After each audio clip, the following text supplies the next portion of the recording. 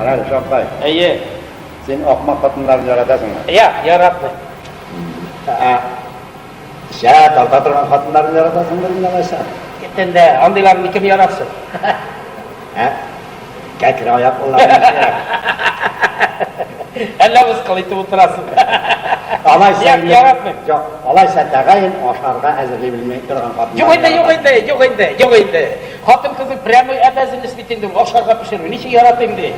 Alay sen iyi pişanıma. Benim xatın yanına geliyorsun.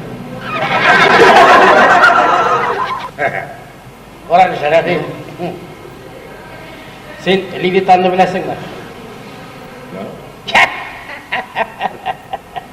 Ha, Abraham Lincoln'u bilesin mi? Yok. Nadandaydı. Ay sarak. Mana sen bilmisin, потому что sen leksiyelerge girmisin. Mana men her kişne dünge 12'lerge hali leksiyada oturam, şunun için bilemem. Sen Arnold von Shapir'ını bilersin. Kaya bilesin hani ne kişi, anda büyük kişi var mı ne? Bilesin mi kim ol? Sen kim? Bilesin şu leksiyelerde yürgen çağında senin xatınının kumulun kurup yürümüş ya.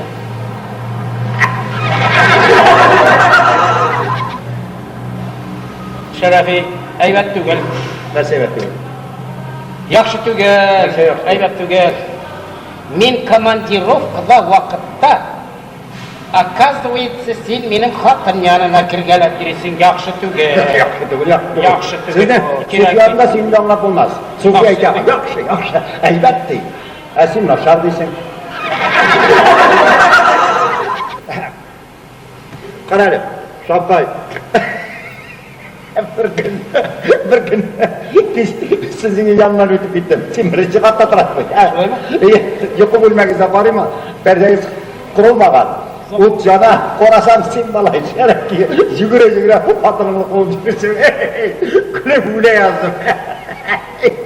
Ey kız. Tağım da gülesin, güleme. Gile. Men tügelidim bit ol.